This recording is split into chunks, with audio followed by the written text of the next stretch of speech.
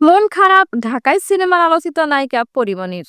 এমনকি কান্না পাচ্ছে তার। তবে ঠিক কি কারণে কাঁদছেন তার নিজের ভেরিফাইড ফেসবুকেও জানিয়েছেন এই অভিনেত্রী।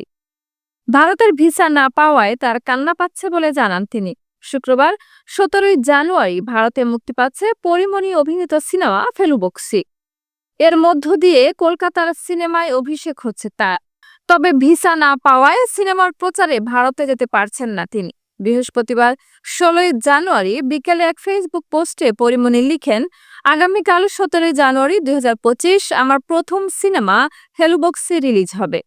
আমার কাছে এই প্রথমটা একটু অন্যরকম স্পেশাল, কারণ এটা আমার কলকাতার প্রথম ছবি। তিনি আরো লেখেন, ছবি রিলিজ তো নিশ্চয়ই অনেক আনন্দের মুহূর্ত, কিন্তু মন খারাপ হচ্ছে ভীষণ রকম। ভিসাটা হলো না। খুব মিস করছি আমার ফেলুবক্সি টিমের সবাইকে। কান্না পাচ্ছে আমার। ডানা কাটা পরি বলেই আজ উড়ে যেতে পারি না। যাই হোক, কলকাতা আমি যেতে পারিনি, কিন্তু ফেলুবক্সির লাবণ্যকে সবাই দেখতে পাবেন আগামীকাল আপনার কাছের সিনেমা হলে। আমি আপনাদের ভালোবাসা পাওয়ার অপেক্ষায় রইলাম। প্রিয় কলকাতা ভালোবাসা নিয়ে।